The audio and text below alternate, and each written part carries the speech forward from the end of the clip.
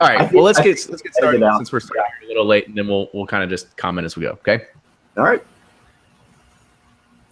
Welcome back to episode the. Oh, here I'll kick it off. Me and Ryan will talk, and then we'll key you in. Okay. I thought you said you listened to the podcast before.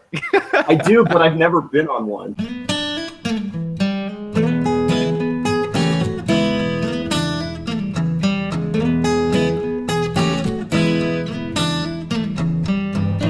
This episode of Bourbon Pursuit is made possible through listeners like you, supported through Patreon, and with partnerships brought to you by the following. Day Drinkin Jerky, always smoked, never dried. Day Drinkin Jerky is made with bourbon and other spirits mixed into the marinade and then slow smoked. Find flavors like bourbon black pepper and hazmat saz teriyaki on their online store, daydrinkinjerky.com. Use offer code PURSUIT to save 10% on your first order. Happy Thanksgiving, everyone. I hope you had a chance to listen to last week's episode where we had discussed the types of bottles that we bring to our family gatherings. This week's podcast actually came out of episode 109 where we had discussed MSRP pricing with Ed Bly of Cork and Bottle and Angelo Ingrati of Pepino's Liquor and Wines that we had titled Retail Price Wars. It was a discussion that relates to allocations, store sizes, customer appreciation, and how all that boils down into how these rare bottles of bourbon are priced and sold. Our guest today wrote us an email immediately after listening to it and told us that we had whiffed, and we didn't get a grasp of the entire picture. So hopefully we hit on some more topics that were not previously discussed that you're going to learn about. This week's iTunes review shout out goes to Bourbon and Brews, who says, regardless of whether you're still wondering what the difference is between whiskey and bourbon, or if you have a bunker stocked well enough to survive an apocalypse, you'll learn something new in every episode. Highly recommend starting from the beginning and working your way through all the episodes. You won't want to skip a single one. Thanks Bourbon and Brews for that awesome review. And before I forget, there is a giveaway happening right now on Bourbon Pursuit's Facebook page where you can win a sampler pack of Day Drinkin Jerky. I've raved about it on the show before, but now you get a chance to try it yourself. Go to our page, comment on the thread, and sign up for Day Drinkin Jerky's newsletter to get entered. We also have a new audience survey we're trying to get as a demographic for all of our listeners to fill out. It's only 3 to 5 minutes, but it's going to be a tremendous help to get an idea of your bourbon buying habits. Oh, and we're also giving away a $50 Amazon gift card to one lucky winner that fills it out. So please do so at bourbonpursuit.com/survey. And as always, make sure you support the show at Patreon, patreon.com/bourbonpursuit. With that, enjoy this week's episode.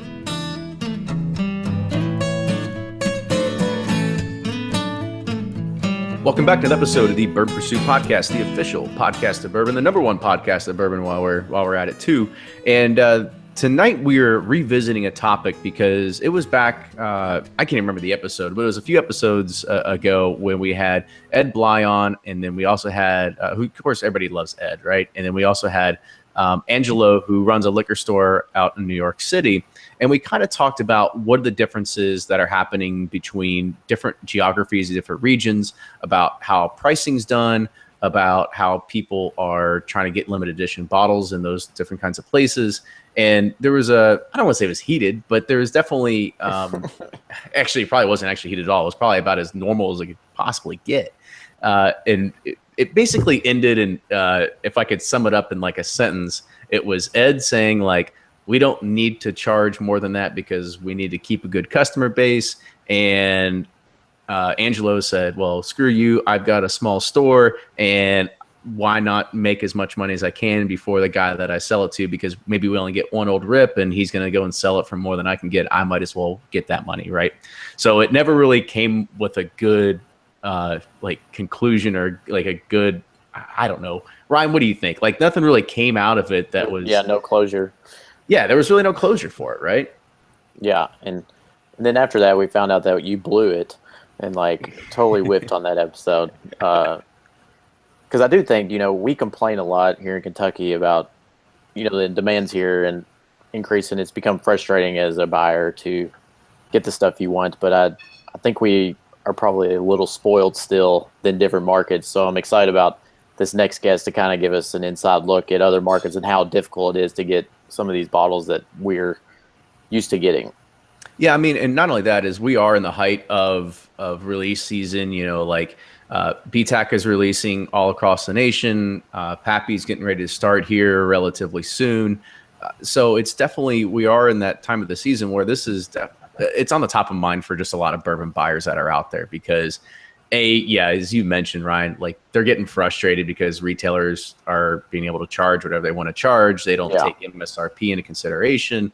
And then so it kind of leaves a lot of consumers like you and me that if you don't have a relationship with a store, then you're forced to, pay whatever it is to be able to get it, or you're on the secondary market trying to buy it in raffle games or whatever it is, right? And that's pretty much where I'm at because I've just given up on the hunt here in Louisville for these rare releases. So I'm all mega balls all day. I mean, not only that, I mean, it can be fun for that, but at the same exact time, it is one of those things where bourbon has eclipsed to a point where even in Louisville, where there is a lot more of the available product, there is much more demand. And I always crack up every single time somebody says, "Oh, I'm going to go hunting in Louisville," and everybody from Louisville says, "Yeah, good luck with that." Right? Yeah, exactly. Like it's no hunting anymore. It's just like somebody shows up and they send you a message, say this is here, but there's one left, and you're like, "Oh, thanks. I really have time to get there." Exactly. So let's go ahead and we'll introduce our guests. And by the way, just give you some more. Actually, we'll go ahead and introduce our guests, and then we'll kind of talk about it a little bit. So our guest tonight is Eric Darland. Eric is a fan of the show. He was the one that replied to us after the show had aired. And he is a certified sommelier. He is also a buyer in the DC market, and we're going to keep who he buys for and everything like that under anonymous terms. So, Eric, welcome to the show. I appreciate you having me here, but anybody with 2 cents can figure out where I work. So, but I appreciate all this. Not a problem. So, Eric, we'll let them figure it out. Yeah. So it would have been really easy just to say, like, reply to your email and be like, well, like that's just what it is. But just to kind of give some our listeners an idea of what was in this email, Eric sent us it, and he said, like basically everybody wants limited editions. He said he couldn't find a bottle of Al Young to save his life. Have you actually been able to find a bottle of Al Young yet? No, but I luckily live down the street from Jack Rose, so I've tried it many times, and it's fantastic. Yes. Okay. Yeah. Good.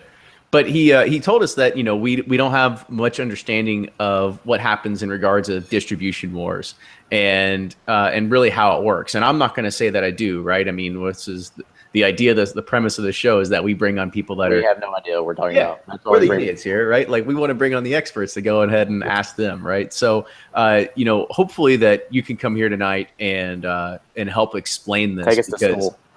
Yeah, definitely do this because it's funny because you said, excuse my French, that you are balls deep at the moment within the distribution market, right? So it's gonna be really fun to kind of get your idea of really to kind of understand how distribution works. Maybe give us an idea around DC, and then you also talked about distributors, picks, and all that kind of stuff, right? So kind of kick it off for us. So yeah, why don't we just start with store picks? So in Kentucky, you have a lot of stores that have built relationships over a long period of time directly with the distilleries, even though they still have to get store picks through distributors, acquire them, you can talk to, a variety of different master distillers and you can get, to a certain extent, kind of some of the better store picks. I'm not saying you're going to get OWAs every week, but you can still get, a lot of great stuff from 1792, from Barton, from Wild Turkey, from wherever, there's a lot of great stuff out there that you can get. In my market, for instance, it's completely controlled by our distributors. So they just say it's based 100% on sales. So even if we have the wherewithal or the cash, it's not a question of whether or not we can actually get one, or we're lucky to maybe get a store pick of Buffalo Trace, the higher end, nicer stuff from Four Roses and stuff. That's just completely out of the question. Now, a couple of years ago, it was very different, but now everything's just so tightly controlled because the demand's so high. What about Four Roses? Because Four Roses is pretty widely available in the market, right? Is that something that is better? Because it sounds like a lot of things you're talking about are more or less coming from Buffalo Trace and Sazerac products. Buffalo Trace and Sazerac are near impossible. Four Roses is getting there. It's a huge commitment for a small store to say hey, we're going to buy a single barrel based on, say 4 samples that they mail you in the mail, that they send you in the mail. A small store is not going to send you to Kentucky to sit there and try barrels for a weekend. Trust me, I keep asking. It's not happening. But it's just a question of, and then the really like the best of the best, it's going to go to like a handful of retailers that just do the most volume of their core products. It's not like a bad thing or a good thing. It's just like how it works. So if you sell more yellow label, you're going to get more store picks. So. Right. So, I mean, do you think, so that's, I think that's pretty common, right? That the fact that you get a store pick is because you can sell more product that's in your stores. You can move the inventory that's on the shelves. I mean, do you see a problem with that? I mean, is that a pretty fair way to do it? I don't think there's an inherent problem with it. I just think the problem is more with like the whiskey community. And I don't mean this in a bad way at all, but there's just a growing and growing and growing disparity between the people who only want the top, 5%, and then the people that just don't care. They drink Jim Beam Coke. That's it. That's their drink. They've been drinking it for forever, or, it's their college drink, and that's it. And then you have the people that are legitimately into whiskey, and they don't care about anything in the middle tier. Like they've had single barrel Four Roses a million times. They know what small batch tastes like. Like even the more exciting stuff, say like Pikesville from Heaven Hills. They've had this stuff. There's like the middle tier people that really support this stuff. At least from my experience, they're just rapidly disappearing. You're either like on one end of the spectrum or the other. So, and that just sort of makes it hard because like if you're not, selling that middle tier stuff, you're never going to get the top tier stuff. And then the bottom tier stuff from those people, they don't care, they drink whatever. Yeah. And then if you don't have the top tier stuff, your buyers are going to the bigger stores that do have it. So you're losing customers. Yes. That way. Exactly. And then so like, like my favorite customer to have period is somebody who's legitimately excited. And like, it's like when you play like a video game, it's like in the beginning, you're so bad at everything. Like you can't do anything. You're like throwing rocks at people. And then in the middle, you kind of have some cool abilities and you can do some stuff. And at the end, you're just like, so like over the top, you just, wipe everything out. So like, it's this middle tier people who are just like starting to come in and they legitimately get excited when they see like a bottle of Bernheim. Or they're like talking to you about Rittenhouse and trying it for the first time. Those are like the best customers that you could have, like on this whole entire spectrum. I mean, it's great to geek out with the top, but like, 99% of the time, like I can't provide them with the stuff they actually want. So. And I mean, so I guess let's talk about do you believe that's a inherent issue that's, a part of what the 3-tier distribution system is that you can't satisfy a lot of those customers? Or is that just a natural, I don't want to say attrition or anything like that, but I mean, that's just a natural thing to say like, well, if they need to find something or they want to find something they want, like they have to go somewhere else because, you can't do enough volume to be able to, attract, whatever it is that you need to be able to bring in the store to keep them there. Well, even if we did enough volume, and we do a lot of volume, and like take Sazerac, for instance, it's not just a question of just selling Buffalo Trace products, it's their entire portfolio. If you've ever looked through Sazerac's portfolio, I'm just going to call them interesting items in there. So like, their number one seller, which I'm not sure if a lot of people realize, is actually Fireball. Like, right. Oh yeah. Yeah. So, and, you sell a lot of Fireball, there's a lot of other stuff that comes, but even take something that's common. Well, I guess it's not even really commonplace anymore, but like Blanton, there's no more like control over how much Blantons you get. Customers who buy Blantons, we have a good relationship with Sazerac. I get 3 bottles. So that creates inherent problems right there. And no matter how much I sell, our distributors, and it's not really just like on them. They have a lot of, mouths to feed, if you will, but there's only so much Blantons to go around, and the demand is just completely outstripping the supply by a lot right now. And then with that, I mean, do you think it's basically putting no matter what market you're in, if you're a mom and pop shop, you're always going to be put at a disfair advantage because basically just those big box stores are increasingly getting the allocated bourbons? I mean, we work in the same market where there's a Costco that's allowed to sell liquor. It's crazy. Like, I mean, even the biggest like independent retailers in DC, none of them can compete with Costco. Really, maybe one can really compete with Costco, and Costco gets happy. Like how, like yeah. Like why does Costco get the pappy? Yeah, no, I'm with you. Why buy like, it's just like why it doesn't. They don't care. They mark up everything the same, regardless if it's, a bottle of Gordon's Gin or a bottle of Pappy Van Winkle. They have a markup. That's it. They sell it. That's why when somebody figures out when they're going to get it, you'll see 60 people waiting outside the line for, Pappy Van Winkle or for BTAC. Or I had a friend of mine who bought 8 bottles of Booker's Rye from Costco. Like, so. Well, that was good for him. He got there on the right day. Yeah. And I mean, maybe for Costco, it was expensive because the MSRP was already so naturally high. So that's another issue I want to get into later. Yeah. But I mean, do these liquor stores? I mean, I know they want to satisfy, but do they even make that much money on these special releases? Because I mean, you're only selling like a few bottles, 10 bottles of it. Even if you're selling them at $200 or $300 a piece, that's still not a ton of cash, throughout a year, I guess. It's less of a question of the monetary value of it, and even of like the secondary market value of it. It's more of a question of like the expectations of the store owners, because a lot of the stores in DC in my market, the owners aren't, they don't sit around and troll on Bottle Spot, or they don't sit around and go on the Facebook groups. That's what they pay me money to do, and so I sit around and I look, and then they just, you'll see it, like, these stuff's like, just go on Wine Searcher or something. Okay, this guy, I'll mark it up. I'll never sell it. It just sits there, and never becomes a retail outlet for this stuff. It's just a museum. Because from the retail perspective, if like this guy's charging almost twice as much, I could just go on the internet and buy it for. Why would you ever buy it from them?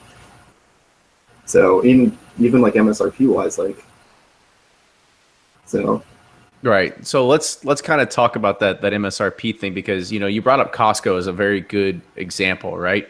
And don't get me wrong, like, I love Costco. Like, I'll go shop at Costco Liquor because I know like when something might be coming in, and not only that, it is the cheapest price in the fucking city. Like, I love Costco. For anything. This is just this is just Louisville, and it is the cheapest price by far. Like, it's naturally like $10 cheaper for even than like Liquor Barn releases and stuff like that, which is like the second largest. And then it's not only that, it's even cheaper than Total Wine, right? They mark up like 2 cents on a wine bottle sometimes. So there's a good reason why people want to shop there, because they definitely don't price gouge. And for the savvy consumer that knows what it can retail for, then they don't have to worry about going to some other liquor store and paying, an ungodly amount. And not only that is, I kind of mentioned at the very beginning, like, we are in the height of release season. So whether it's birthday bourbon, Four Roses limited edition, BTAC, Pappy, everything like that, if you can find it at a big box place, including Costco, like, it's going to be at MSRP, and it's just going to be maybe a few bucks above it. So it's easily your best bet. However, when you're going with a mom and pop shop, unless you have a good relationship, it's going to be a few bucks up there, but most places are going to charge a heavily amounted increase of the price. And I don't understand why. I mean, I understand why, because they don't want to sell it, and there's this off chance and hope that there is a stockbroker. No, there's a stockbroker from New York on vacation, and he's going to come and buy this, this overpriced item on the shelf. Like, give me a fucking break, right? But that's typically. Potties makes a living doing that down in Bardstown. Yeah, well, he actually has a little bit of traction of people going on the trail, right? But this is just people that are just inside of Louisville. But anyway, I kind of want to get Eric's take on this of like, what do you think MSRP versus retail price should be? Because it's definitely different. We had Kentucky on, we had New York on. Now you're representing DC, so kind of talk about DC a little bit. Well, I think fundamentally there's 2 issues with it. One, we're surrounded by 2 state-controlled liquor stores. So, like, the entire state of Virginia is completely ABC controlled. So they have to, by law, set everything for MSRP. And so does Montgomery County, kind of within reason. And then, so, like, take, for instance, like last year's, Pappy Van Winkle 15 release. There was, from what I've heard, they had about 215 bottles for the entire state of Virginia. And they had almost over 45,000 applicants trying to get those bottles. Like, honestly, like, how many would you two like guess of those 45,000 people are legitimate bourbon fans and are going to crack that bottle and share it with their friends? Or how many people actually win that bottle do you think you're going to find on Facebook 5 minutes later trying to sell it? Like, the proportionality. Oh yeah, I mean, you're talking a solid maybe 5 to 15% that would just open the bottle, right? I mean, that's just what it is. I think that's generous. I think maybe like a couple of percent will be, I got this for $90. Let's open it. Let's drink it. I think the second somebody's like, oh, let me open this, let me just Google this. Oh, wait, this is worth $900 on this group. Is it really worth, you know what I mean, $900? Mm-hmm. And then so like you have to like weigh it out. And then for like the smaller mom and pop stores, it's just like I found in my experience, like so many people here, even based on secondary market values, like price gouge. And then so you'll see the same bottle of 2013 Old Rick Van Winkle sitting on somebody's shelf for $500 or $600 that's just never going to move unless somebody desperate enough with a lawyer expense account actually comes in and picks it up. So like, you know, so like I've just, you know, I've found a lot of success and I've made great relationships just selling things based on like slightly lower than the secondary market. And nobody really seems to mind. You know, DC is an expensive city enough as it is. So Right. it makes the owners of the store happy. You know, they feel like, oh, every year with Sazerac, we've been buying all of this stuff. You know, I don't want to get into brands, but there's a lot. And then so this is sort of like the reward. And it's not like a reward for me. I mean, the reward for me, I guess, personally, is like making a relationship with these customers. But it's a huge reward for the store. You know, it's just like, well, you sell these 20, 25 bottles, and it's just like, it's great. And people are happy. You know, every single bottle of BTAC, Pappy, Four Roses Ellie, Old Forester Birthday Bourbon, all of those customers that I sold this to last year, was my first year at this specific establishment, they still come back. I talk to them every day. Whenever I get any of the mid-tier stuff, whether we're talking about Elijah Craig Barrel Proof, you know, Elmer, they're really into craft beers. So like I get Maine Brewing Company, we get some of the like rare stuff from Epic, like any of that stuff. That's just like, they're all on an email. Just email them like, hey, I got all this stuff, guys. If you're interested in any of it, just let me know. I don't pull bottles. I keep it on the shelf, but I try to like limit selling more than one per customer. But like, and they're like, hey, oh, you know, I really wanted to try this. So like I use my job to like, I've been looking for this. I'll actually try to find it, bring it in for them and sell like normal stuff for just like very reasonable prices. It's pretty much like all that I can do. So both sides. Yeah. Because at the end of the day, we're not a charity. It is a business. And, you know, like I said, of all that LE stuff I sold last year, nobody's really been that upset with me. Well, one guy was really upset with me, but he's ridiculous. So, so I mean, I guess in that regard, like you would just think of it like, you know, because you're basically taking the same kind of aspect as Angela did from New York. That, you know, that's just the market of where we are, right? It's an expensive city. It's not to be expected that you're supposed to get these bottles at retail. I just think, honestly, the myth of MSRP needs to end. Like, I think there's a couple of companies that I actually applaud because they're like, you know what? Let's just take Willet. Willet's a great example. They're like, okay, well, I used to sell this bottle 3 years ago for $150. Kind of watched what it did. I've talked with the people at Willet. They're very, very like aware of what's going on online. And they're like, well, you know what? Why should somebody that I sell this to make money? Why shouldn't we? And I mean, again, it's kind of like rebounded because of the fact that like, oh, we're going to sell this now for $700. Now it's going for like $1,500. You know, I mean, yeah, it's like whatever they set the price at, it's going to get doubled on the secondary market. Yeah, exactly. And there's nothing that they can do about it. But I'd rather see the money be going into the distillers' pockets, you know, because they're the one who are providing essentially Americana. Like they're making history in a bottle. That they should be the ones getting paid. You know. It shouldn't be some idiot who just, you know, was told by his friend to like sign up for a raffle and he won. And, you know, the next thing you know, he's getting arrested in a, you know, a food court next to a Sbarro. Like, yeah, I remember reading that story too. But, you know, I guess, so you know, you had mentioned it going back to the, you know, back to the distillery, right? So let's kind of, well, okay, so let's kind of flip it right now, right? So, you know, what you're doing and what, you know, Angela from New York did, you know, you're basically selling it at a secondary market value. So your store reaps the benefit of getting 3x its MSRP value, right? So let's flip the script. And now let's say Buffalo Trace says, okay, well, George T. Stagg is now $500 to the distributor. It is, you know, it is, now it's from the distributor. Now it's $600 to you, and now it sits on your shelves at $650 until there's an actual buyer. I applaud that. So you think that's the way it should go? I think 100% the MSRP, at least for a while, for everything across the board. And like the Scotch industry's gotten away with this for 100 years. Like, why can't we? We're producing the hottest product on the market right now. Why aren't we charging more money for it? Like, there's no reason we shouldn't. Like, you know, like. Honestly, like if any of the three of us, if I went into a store and it's like, okay, the new MSRP for Old Rick Van Winkle this year, it's $200. You know, Buffalo Trace was like, you know what, this is what it is. You know, secondary market evaluation isn't that much higher. I would still happily buy it. You know, is it a $200 whiskey? You can make arguments for yes or no, but like, am I directly supporting a distillery? Yes. And then if that money's going back to the distillery, I mean, so be it. I mean, they're creating a great American whiskey, and this attitude that we have that bourbon needs to be cheap. Like, bourbon's a world-class spirit. Like, there's no reason in the world anymore that we need to think of it as this like dregs that we drink in college. Like, that's over. Like, that should all be done. Like look at Malt Advocate, all of the whiskey awards. Like, who's winning year after year? It's us. It's Japan. Like, we're creating, like, we're the new trend, and we should be, well, not me, but like the distillers should be reaping the rewards.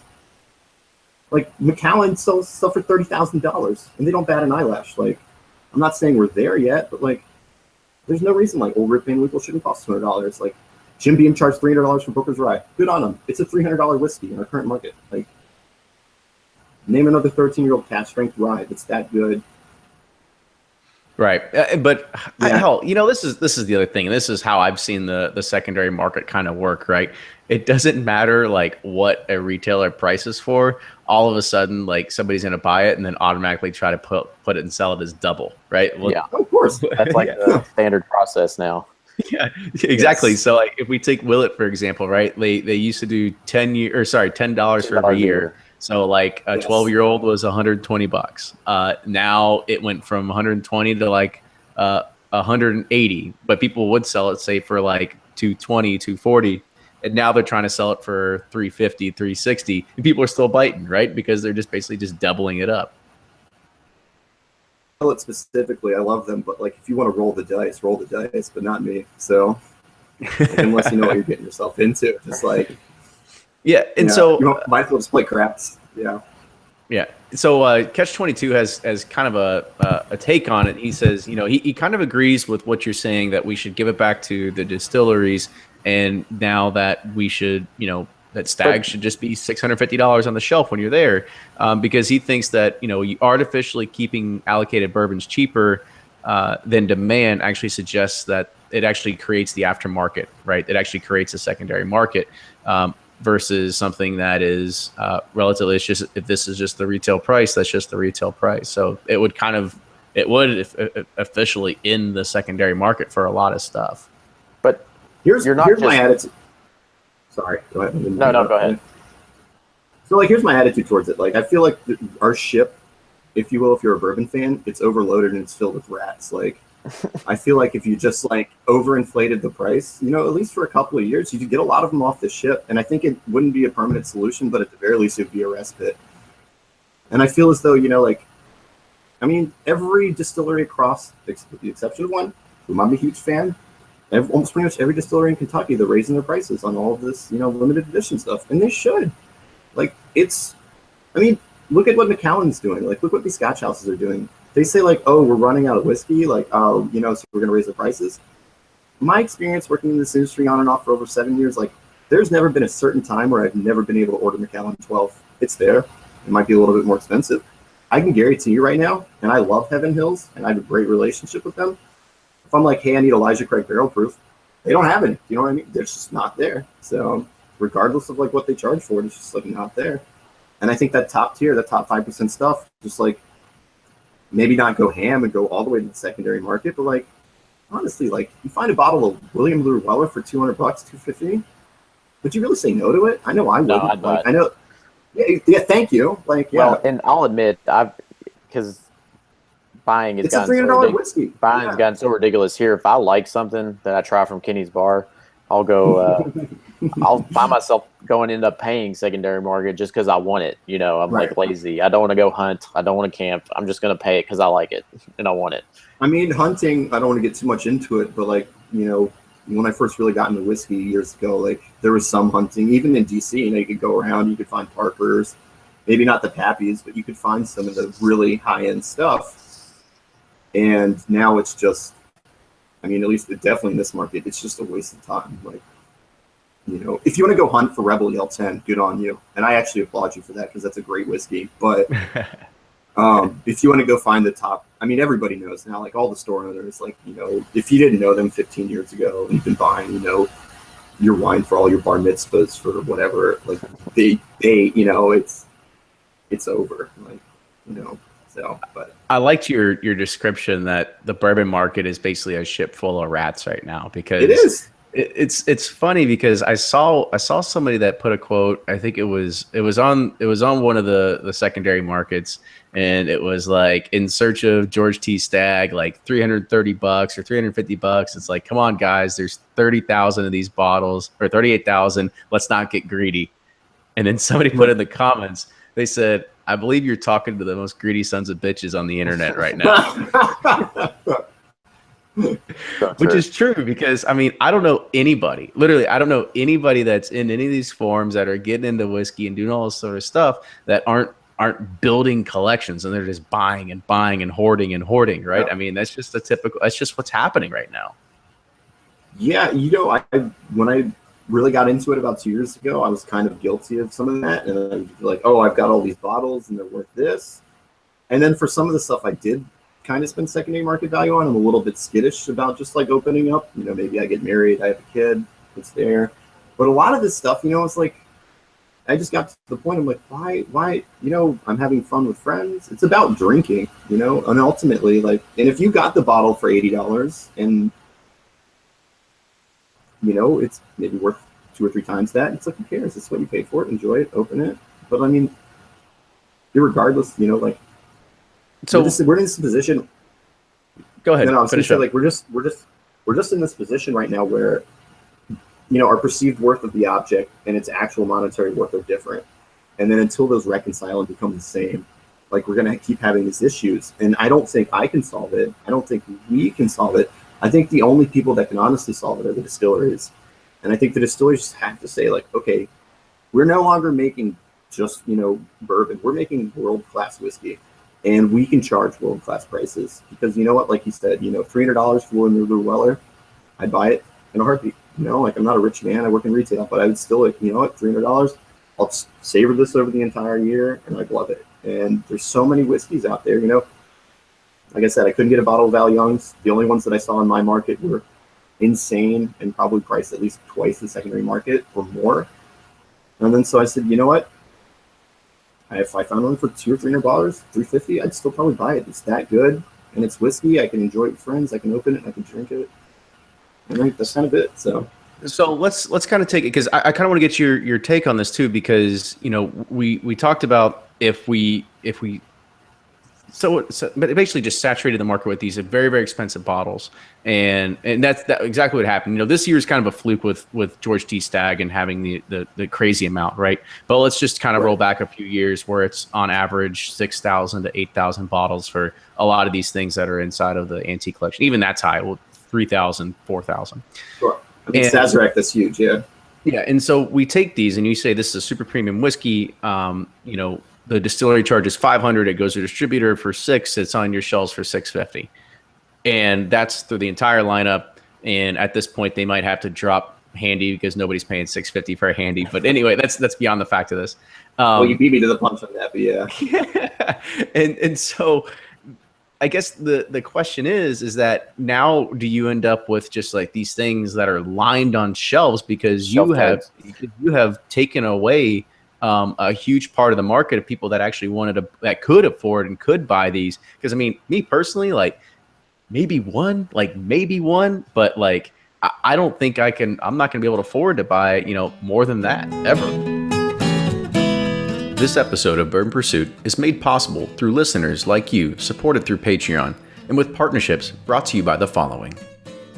Drinkin Jerky came to life when a passion for making smoked jerky and a love for fine bourbon united. It was an obvious marriage, and the proof was in the results. Word about their amazing small batch jerky got around from friend to friend, catching on like a prairie wildfire. Drinkin Jerky is made with bourbon and other spirits mixed into the marinade and then slow smoked with hickory wood, infusing the meat with natural seasoning and smokiness to add a punch of flavor that is beyond comparison or replication. With options like beef jerky, beef sticks, and turkey sticks, with an impressive lineup of flavors such as bourbon black pepper, rime lum sriracha, and hazmat saz teriyaki, Drinkin Jerky will keep your taste buds happy for days. They even have a monthly subscription service. You can find them on Facebook and shop their online store at daydrinkinjerky.com. Use offer code PURSUIT to save 10% on your first order.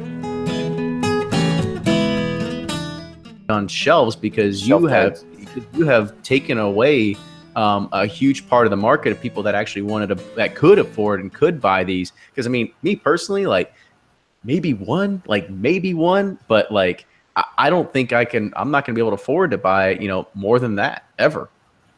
So, I mean, if we were going to talk specifically about the BTAC, like you have to make recognitions for disparity because, like, Handy, as we all know, it's just Sazerac at cast franks. And I'm not trying to be disparaging against that, but that's just a 6-year-old rye at cast frank. That's not going to be worth $500, like, regardless. Like, so if you wanted to come up with like a baseline price for all 5 of them, maybe you say by the time it gets to me, it's like say $250 or $300, and I put them on my shelf for $400. Not Handy.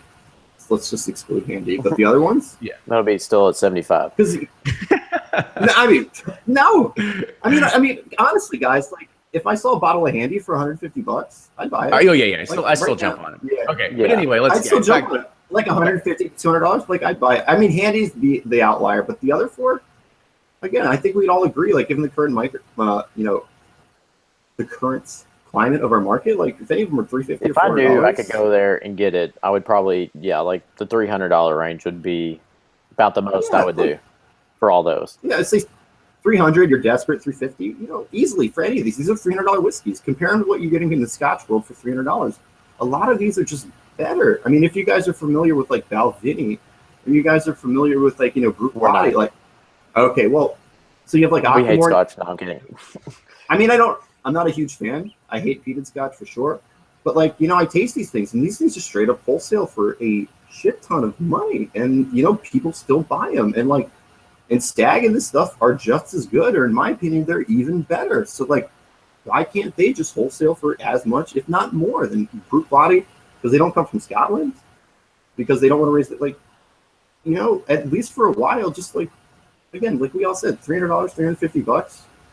I mean, looks like forego Eagle Rare 17 this year because of the rarity, but like the other ones, like Weller, I'd pay $300 for all day, every day, and I wouldn't even worry about it because it's a consistently good product and it's easily a $300 whiskey. Like, I think the thing that attracts a lot of bourbon buyers to this market is that the fact that you do get a very good product for not a very expensive price, right? And that goes even the mid-range category, when you can find, Elmer's for $45-$50, when you can get, regular Blantons for $60, something like that, right? I mean, these are pretty good I know we keep hitting on that sort of stuff, but I mean, even something as good as Russell's, as good as Four Roses Store Picks. This episode, they're like, keep talking about us. I know we keep harping on them. They're just the easy target. You two have the best whiskey on the planet, and you guys haven't even mentioned it yet. Heaven Hill Green Label. Brad, that is my man right there. Or the white label bottle in the bond, whatever. White label, yeah. Oh, no, the 6-year-old bottled in bond. Yeah. I don't get it a lot out here. I got to coerce people to drive through Kentucky to get it for me, but it's awesome. Oh, yeah. And it is. And what I'm saying is you got to just like differentiate between, you have a premium category, you have like an ultra premium category, and then you just have like everything else. And like what you just described, it's all like premium whiskey, like, again, I'm a huge Heaven Hill fanboy, so like Elijah Craig Barrel Proof is consistently day in and day out, regardless of where you live, regardless of the secondary market value, it is the best whiskey you can buy. Like it's not even close. Like it over delivers for like what you can. Like Rebel Yell 10-year when it was available, I mean, it's phenomenal, and it's $50, $60 depending on your market. Like these are great. I'm not saying this stuff. I'm saying the ultra premium category should be priced like ultra premium whiskey. Like selling, Elijah Craig Barrel Proof for $60, and then George T. Stagg. Stag's a bad example because the amount this year, but like, and then selling something like William LaRuella for $10 more, it just doesn't make sense. Like, how? Like, okay, so I get it. The economics don't make sense there. So let's kind of take it in a direction of like, because the most recent release that kind of, I don't want to say like tried to marry or kind of align themselves to secondary market pricing was Booker's Rye. And like nobody had a problem paying $300 for it. Like everybody thought it was a $300 bourbon or $300 rye. And it's a bourbon. And everybody thinks it tastes like a bourbon. Everybody thinks it tastes like a bourbon. But anyway, it was, they tried to line themselves, a lot higher. Like it was one of the highest like retail prices that went out there. Then all of a sudden it won whiskey of the year from Jim's Whiskey Bible, and then all of a sudden, like the secondary market just goes and skyrockets to the roof. So even they weren't actually able to predict, like they still left money on the table, right? So I guess like, and with regular bookers, they were trying to raise it to, I guess not secondary, but trying to make it a premium price product, and the backlash was. Let's not talk about Jim Beam trying to catfish us. They did like 4 times last year, okay? We don't have to get into that, all right? Right. But like Booker's Rye, your perspective and how, like what it was like to find it in Kentucky, because I wasn't there, but I can tell you from mine, like, I'm fortunate enough I got to taste it a little bit early, and then I just loved it. And then I went on Virginia ABC's website because they weren't even lottering it. They were just selling it like first come, first serve. I managed to get a bottle, and then the second after I got a bottle, there's so many people online trying to buy it, the site crashed. Mm-hmm. And then DC, because it was already so expensive, like on the wholesale price, like a lot of people just marking that up. I mean, above normal for sure, but like still, every bottle that I saw for $300, $350, all the way up to $400, I bought them all. Like, right. So I guess 22 actually brought up another one, which is even the latest release kind of is Whistle Pig and their Black Prince. I think it's like at $460 is what they're trying to sell this the rye MSRP, for. This bourbon. This bourbon, yeah, that's funny because it's true. But the MSRP for this is like closer to $500, like from what I've seen. So, my whole entire market was distributed, from what I've heard, less than a half dozen, and they all went to one place. Mm-hmm. And if you guys know anything about bourbon, you know where it went. Like, right. But for me, I don't even care about it because like I don't have the customer demand for it. Like Whistle Pig's not that like high, like hot, like moving like,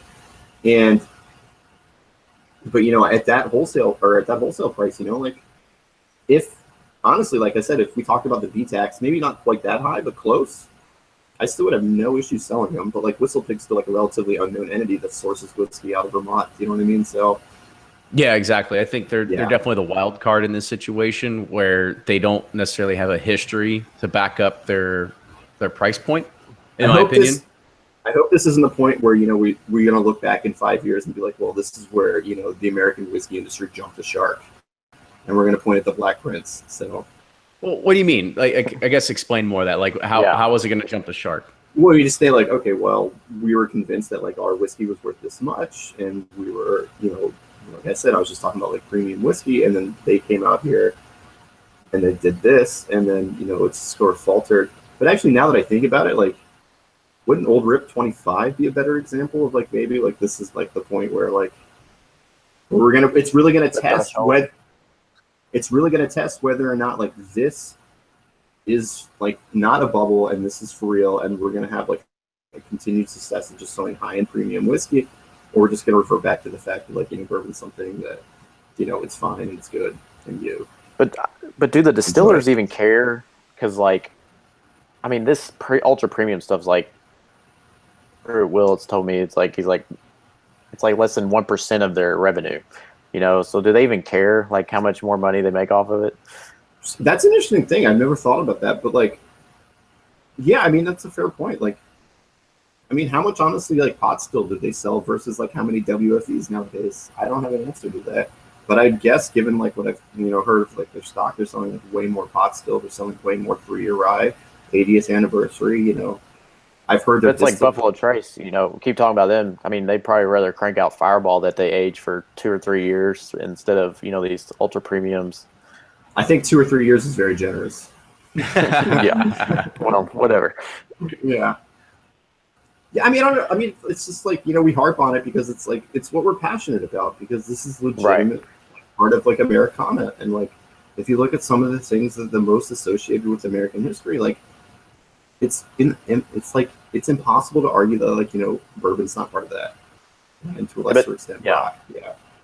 So I kind of want to take it a little bit in a different direction here in a second, right? So because I kind of want to take it back to the kind of the idea of the podcast here, and there's also something that you wrote in your email that's saying that having somebody from Kentucky and then somebody from New York and then somebody yourself, when we're talking about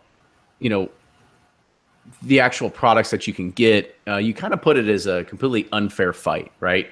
Now, Now, I know there's definitely a difference in the size in the stores, but is there a difference in the location of where you're at in regards of what you can get and what you can sell and what the prices are in Kentucky versus what the prices are in DC and vice versa? Yeah, I've got one phrase for you. Heaven Hill bottled and bond 6 year. Okay. I guess we take it for granted around here. We do. That's for sure. It makes me so angry. It's so good for the price. It's insane. So, I got a couple cases in my basement. Well, we need to become friends. So, yep. You know, this is like unrelated, but I had a really good friend of mine. He was like dropping off his daughter at college in Ohio, and he's like, I'm going through Louisville. Like, do anything? He's like, do me a hunt. Like, try to like look for anything rare, and it's like, it's pointless. He was like, what do you want? It's like, Heaven Hill, 6-year-old bottled and bond. Bring as much back as you can fit into your trunk. And do you know what he brought me? He brought me the green labeled plastic jug, 6 years, 90 proof. And you're like, oh, so close. I mean, it's not bad. It's still fine whiskey for the price, but it's not the exact same. So yeah, you got a camera on your phone, man. Use it, right? I did. He had a picture. Trust me. So I remember texting him, and I was like, "Hey, this is the bottled and bond one, right?" And he's like, "Yeah." And then he's just driving across the state lines. He was like, "Hold on," and he looked. He was like, "Oh," I was like, "It's fine. We'll figure it out." So. It's still fine. I use it for punch and stuff, and like I'll make cocktails and like make drinks out of it. Nobody seems to mind. So I just tried to hide the plastic bottle a little bit, but outside of that, nothing. No, I got you. Yeah. Anyway, I'm sorry. Yeah, but I mean, back to the topic or the question, is like, do you still think it's an unfair fight to be able to talk about, somebody's passion for bourbon or rye in Kentucky versus New York or yourself or anything like that, and then how that sort of works in the distribution? No, I think it's one of the most wonderful things about it. Like the passion has became literally from a small group of people who are mostly from Kentucky or maybe from Tennessee, and it's actually slowly starting to become all encompassing, and it's going all over the country, and I think that's wonderful. And I can't say that somebody from DC or somebody from New York or Kentucky, they're more passionate. Perhaps the person from Kentucky is just more bred into it, they're more part of it because they're around it. For me to go to the Bourbon Trail or go to Louisville or go see Heaven Hills or whoever, that's at least a weekend, not more. It's like the monuments for you. You're around them. We're excited when we show up. We can switch distilleries for monuments anytime. Just let me know. All right, I live down the street. You guys want to? You want to go see the Orange Man? Just let me know. I know where his house is. All right. But so I guess another question for you is how do you think that this can be fixed, right? Because there's definitely, we've talked to a few different online retailers, and it's just the distribution system, the 3-tier system, kind of has a lot of quirks, a lot of inconsistencies. There's definitely a lot of laws that are restricting stuff between states, whether it's shipping, whether it's acquiring everything. So this just distribution model is kind of a problem. Some people have suggested the best way to do this is just allow Amazon to start basically being the new liquor store, and then basically that's where everybody goes through and have them shipped to anywhere in the United States, right? It's a race to the bottom, right? Now, can you imagine the insanity on Amazon come 2 weeks from now? It's going to be a zoo. So I don't know if you read Lord of the Flies, but that's what it exactly would be like. So if you just put it on Amazon. Well, okay, I understand that the thing is, it's a distribution system. They have the logistics and stuff like that. The question for you is what do you think is an idea of how this distribution cycle could be fixed that makes your job a little bit easier, that you can get store picks, that you can get the bourbons that you want to be able to sell, that you can get the bourbons that you want to get for your particular clients that you necessarily can't because you don't do the type of volume. What is your answer to this? Or is it just kind of well, it's just the way it is? Tough shit. Yeah, tough cookies. But no, I don't think it's even a question of there being a very definable answer. I think one of the easiest ones is, first of all, defining certain bourbons as premium, ultra premium, and pricing them accordingly. But secondly, I think the fact is until the supply actually starts meeting the demand, there's not any answer. personally, like, I have really good relationships with some of our distributors and vis-a-vis, like, through some of our, like, distilleries, but like, this stuff just isn't available. Like, the demand isn't just like my market, or it's not just Kentucky's, or it's not just like, New York. So like, it's the entire country. And not only is it the entire country, but like, you also have Japan, you have Europe, you have all of these different places who are all like actively like trying to acquire like our products. Like, and if that doesn't say that our products, that the American whiskey, bourbon, rye are really that heavily sought after, like that they can't even keep up with demand, with supply, like, I mean, it's just sort of like, okay, well, until that's met, there's never going to be like an easy solution. And as long as there's profit to be made, I mean, I hate to say it, like, it just makes everything worse, and it's great. I harbor no ill feelings to the person who wins a bottle of Happy in a lottery and he sells it. I mean, good on him. Like, if that makes you happy and that's what you want, it's fine. But also at the same time, the people that are legitimately like fans and are passionate about bourbon, like, we're not suffering, like, okay, we don't get a William Lou Weller this year, it's fine, I got a barrel proof, or I got a whatever, it's not a big deal. But like, that stuff, as long as it's worth, the monetary value is worth much more than the perceived value, we're just always going to have these issues until we figure out like a really good way to solve that. I feel like in 7 to 8 years it'll all be solved, but then no one will care anymore. I'll still care. I don't. You can bury me with bottles of Parker's Heritage. I'll be fine. Yeah. Yeah, I mean, that's another thing, and I think we'll bring it up for a discussion real quick too, is, in 7 to 8 years, we're going to have a lot of these craft distillers that are all around the nation are going to have some better, well-aged product that's out there. For your stuff. Yeah, and then we won't have to say, well, it's good, it's okay for craft, right? Like, we won't have to say that anymore. At least that's the hope.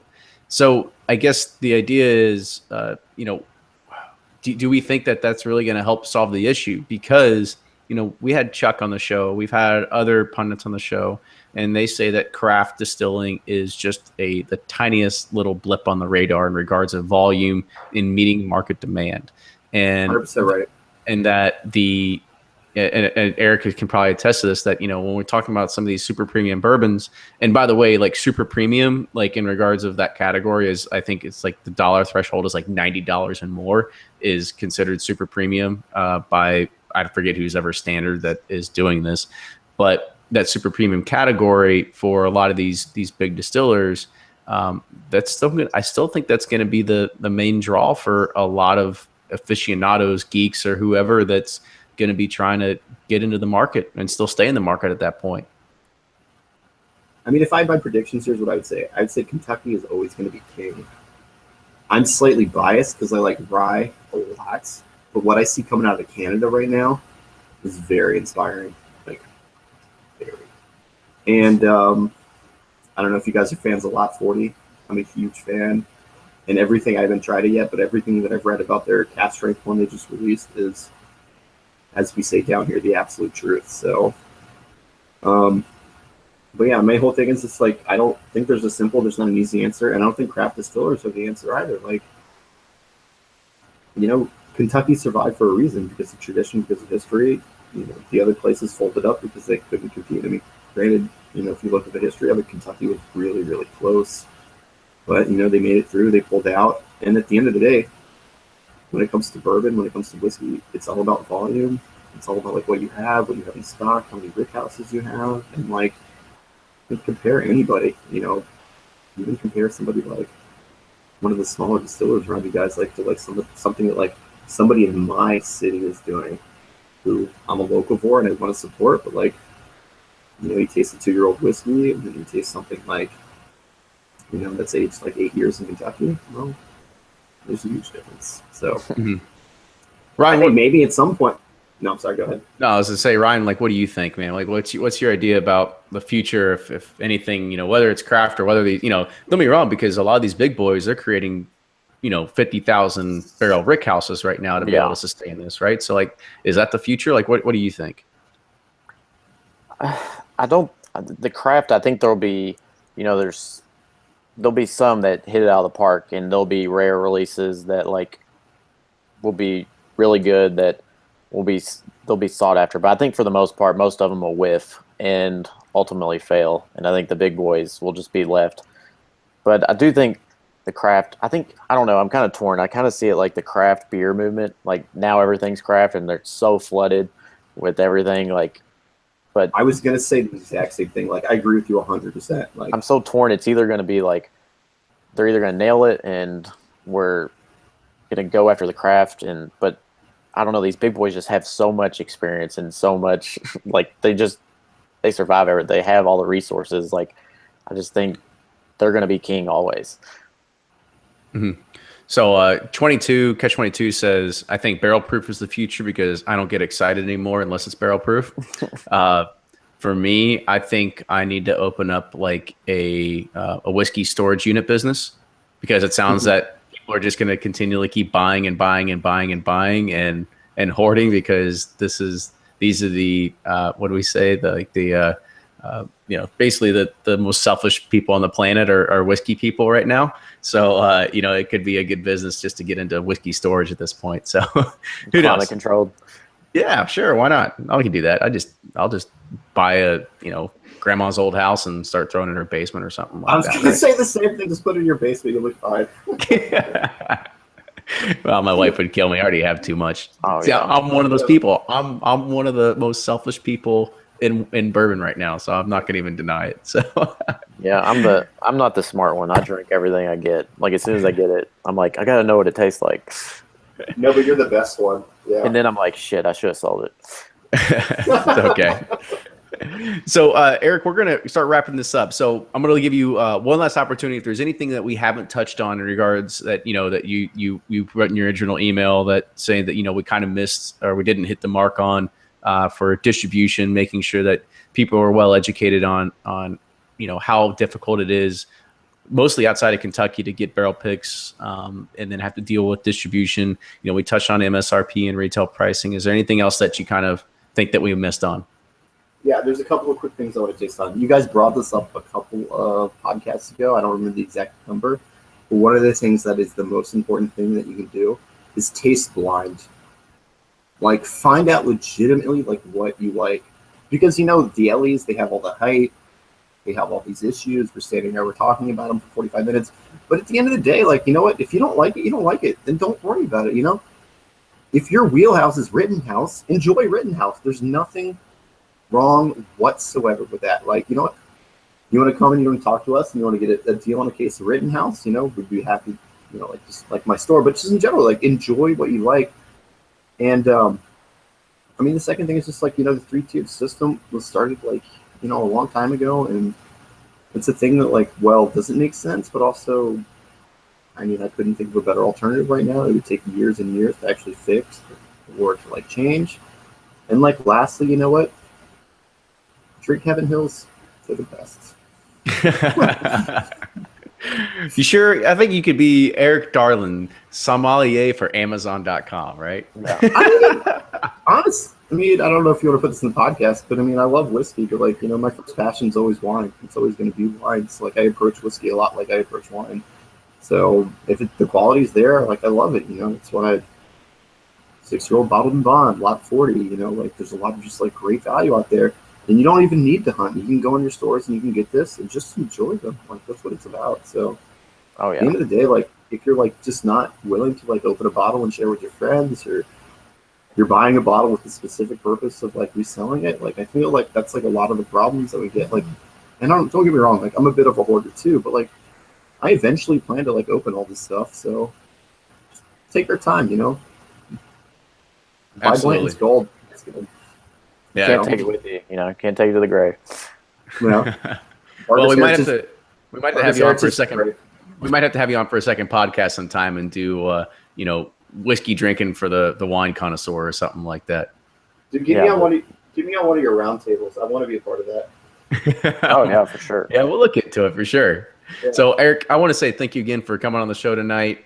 So if there's any way that people want to get in contact with you or have more questions they want to put forth your way, is there any kind of contact information you want to share, or you just want to keep being anonymous Eric? I guess I could be anonymous Eric. I just don't tweet or anything, so I don't know about any of that stuff. Like, I really don't. I guess I don't know. I don't know if I'm going to give up my email. We'll talk about it. I'll maybe email you something if you're going to give it to somebody. But all right. Put it this way: if you want to get in contact with Eric, you contact with me first. I'll vet it, then I'll send him over. How about that? Yeah, man. Thank you. Yeah. Just create the account, anonymouseric@gmail.com. Oh my God. I can barely keep up, but I'll do my best. Yeah. So once again, Eric, thanks for being on the show tonight. It was a pretty good discussion. It was definitely maybe some things that we definitely didn't hit on before, because it always is good to kind of understand what bourbon is like across different geographies in the country. Even more or less talking to you. And I think Ryan can probably agree that we do have it pretty good here in Kentucky. Like, there's definitely a lot of places that I can get, retail price for, which is an MSRP price, which is, great because it helps with the wallet, helps with, having nice bottles. And, it definitely, one thing that we talked about, you mentioned taste blind, but there's this growing sense of FOMO in the market that if there's a limited edition out and it's only $100 and you're already spending $60 for a bottle, like, oh, what's an extra 30? So then you go and you start chasing after it. And I just think it kind of creates this thing where you're constantly just chasing your tail in a circle. But, I think that's kind of what it builds up to. But, Ryan, I want you to help close out the show, and then I'll finish it up with, giving some links out. Yeah, definitely. We take for granted what we have here. Like, every time I go on vacation, I'm like, yes, I'm going to go to another market and hunt. And, like, I get there and they're like, we don't even have Blanton's, or we don't have Angel's Envy. And I'm like, well, fuck. This is a waste of time. So it's definitely, good for us to realize how good we have it still. So I appreciate that. But no, once again, it's a show suggestion from our fans. This is what we'd like to do, is keep interesting topics that you all want to hear. So please keep them coming. And anytime you have show suggestions or feedback, let us know. And we appreciate it. Yeah, that's how this show really started, was actually a feedback suggestion. So, Eric, thank you again for doing that. Eric might not have Twitter, but we do. Follow us on that, as well as Facebook and I don't Instagram. tweet either, so You're a part of this. You're a part of this, Ryan. Okay, so you're on the feed. So I do occasional Instagrams. The bar that's not as cool, that's mine. Well, good. So make sure you're following us on all those social media channels at Bourbon Pursuit. Make sure you support us on Patreon at Bourbon Pursuit, because that's what helps keeps the show going. As well as, if anybody out there that wants to even support the show even more, we are looking for sponsorships in 2018. So send us an email, the duo, THEDUO at bourbonpursuit.com. Eric, thank you again for joining us. Yep, thanks, Eric. Ryan, thanks for joining us as well. And, yep, anytime. I can help. Yep, we'll see everybody next week.